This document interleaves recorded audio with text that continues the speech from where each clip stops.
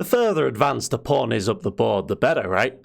Not necessarily, guys, because using Bahr's rule, we learn why you often see grandmasters playing like this, blocking the opponent's H or A pawn in the center. So Bahr's rule applies in endgames, guys, where one side has an extra pawn, all right? So it requires 3 rules. The extra pawn being 1, 2, the king's being in opposition, or this king being here in opposition with the pawn. And 3, these 2 pawns reaching the center like this and being in opposition with each other. So we're going to talk through 2 positions today. One is a drawing position and one is a winning. Oh, voice getting very husky. Well, a drawing and a winning position, guys. So first of all, we have the drawing position. So the best move for white in order to try and draw this position, and it's the same with black, to try and win it, you've got to get your pawn advanced up the board. So for white to try for a draw, we're going to go for this. If black plays like this, we can step in, stopping this pawn promoting, and eventually black is going to have to try and reach this pawn. It's their only way for a win to try and get this.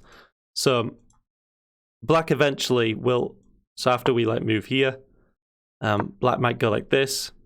We take opposition, and black's going to, at some point, try and go for this pawn, in which case, white will go here. And as black starts charging towards the white pawn, this looks won for black, but it's not quite, because notoriously sorry, I misplayed this slightly. Notoriously, H and A pawns are actually much harder to win with in chess, guys. So if black tries to come out and stop the white king, you know, we can just take opposition with the black king. And, you know, after like this, the white king does get in. They can take opposition all they want, but this is going to end in a draw, guys.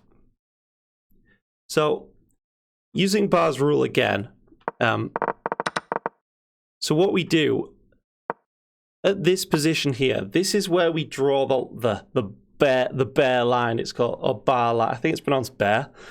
But you draw a line from the defender's blocked H or A pawn down to where the bishop normally lives, or just in front, and then draw across, right? And this is a draw because this pawn is too close to the king, too close to our king in front of this line.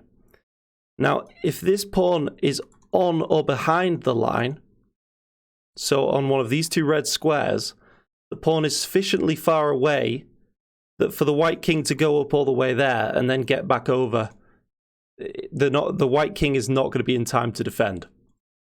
So this is a case where a more advanced pawn is actually to black's detriment here. So if this pawn was back, it would be a better deflector of the white king. So let's use another position to demonstrate a winning position with Bahr's law. So in this position, I think the best move is this, and then white to win this has to push, and in that, I believe it was push, or maybe this. Sorry, that draws. No, you do push as white. And then white wants to come all the way over and win this black pawn using... So black king doesn't know what to do. So here, this. Eventually white is going to sneak over and win this pawn. Because this doesn't satisfy the one of the key criteria for Bahr's rule, which is that the pawns are on these 2 squares here on the 4th and the 5th file. So because white advanced, it means it's winning. So after, whose go is it? So after black moves like here, white can now neglect this pawn and go and win the black pawn. And black is not back in time to stop the white pawn promoting here. So on the other hand, if white hadn't played this key move, so if we've got something like this, yeah, and then, or if black had played this move, it would have made it completely drawing. And that's because we can now draw the line again. So from the defender's pawn, all the way to where the bishop lives, or just in front, and then to the edge of the board. Because the white pawn is in front of this line, it's too far advanced, and it doesn't act as a decoy. So if the white pawn was here or here, it'd act as a sufficiently far away decoy for the black king to draw the black king away in order to win this pawn and promote. But in this case, it doesn't work. So like this, the black king can get back in time. It needs to be, because it's only 2 squares away. Sorry, I misplayed this slightly. The black king has to go like this. And crucially, get in on this square here.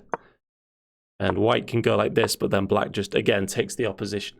So I hope that explains Bahr's rule. I know it's a little bit complicated. I think you can see I'm trying to get my head around it. But so there's 3 criteria there. Hope that helps you in your pawn up endgames where you've got blocked up rook pawns. And apologies for my voice is getting really husky today.